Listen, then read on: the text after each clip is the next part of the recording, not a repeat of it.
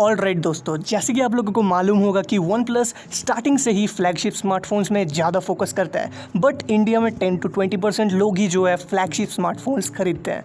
तो इसको दिमाग में रखते हुए वन प्लस ने एक बहुत ही तगड़ा मूव लिया। उन्होंने एक मिड रेंज का स्मार्टफोन लॉन्च किया लास्ट ईयर, जिसका नाम था वन प्लस नॉर्ड। तो यार एक चीज़ मैं आपको बता दूँ, और ये स्मार्टफोन बहुत ज़्यादा सक्सेसफुल भी हुआ। उसका एक मेन रीज़न जो मैं मानता हूँ वो है उसका हाइप, या फिर ओवर हाइप भी आप लोग कह सकते हो।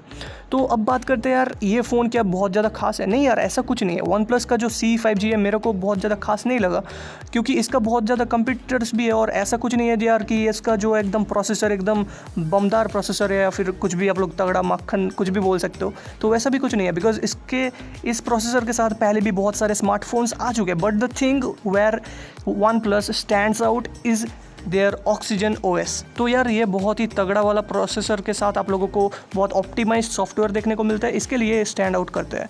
अब यार बात करते हैं इसके कंपटीटर, तो बहुत सारे हैं, लाइक MI का 10i हो सकता है, मोटो G5G भी हो सकता है। और एक बात मैं आपको बताना चाहूँगा, वन प्लस नॉर्ड जो लास्ट ईयर लॉन्च किए थे, इसका जो रिकॉर्ड MI का 10i ने 2 महीने के अंदर अंदर ब्रेक कर दिया था। सो अभी यार इस सब चीज़ों को साइड में रखते हुए हम लोग इसका स्पेसिफिकेशन में सीधा चलते हैं।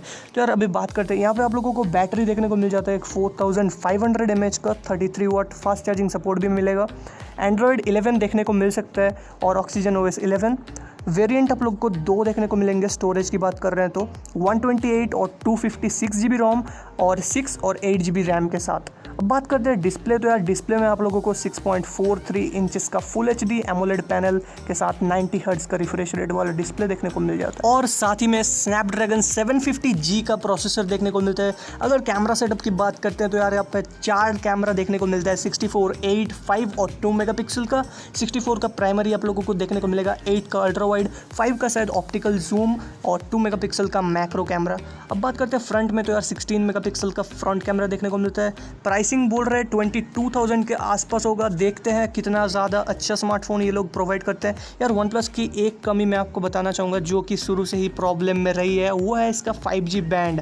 तो यार अभी देखते हैं, ये बहुत बड़ा क्वेश्चन पैदा होता है वन प्लस ब्रांड के सामने कि ये लोग कितना 5G बैंड प्रोवाइड करते हैं इस नॉर्ड CE 5G में। अब बात करते हैं फ़ोन के अलावा, तो यार उस दिन ये अपना TVs भी लॉन्च करने वाले हैं। तो बेसिकली मैं आप लोगों को एक ही चीज़ बताऊंगा यार, कोई भी स्मार्टफोन या फिर कोई भी प्रोडक्ट आप लोग हाइप के पीछे मत पिक करो, बिकॉज अभी यार आप लोग इसमें अपना पैसा इन्वेस्ट कर रहे हो, तो थोड़ा सोच समझ के डिसीजन लेना।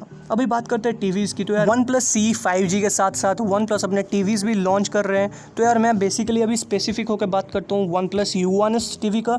तो ये बहुत ही आपको नॉर्मल LED पैनल के साथ देखने को मिलेगा, ऐसा कुछ बहुत ज़्यादा प्रीमियम आपको नहीं देखने को मिलता है।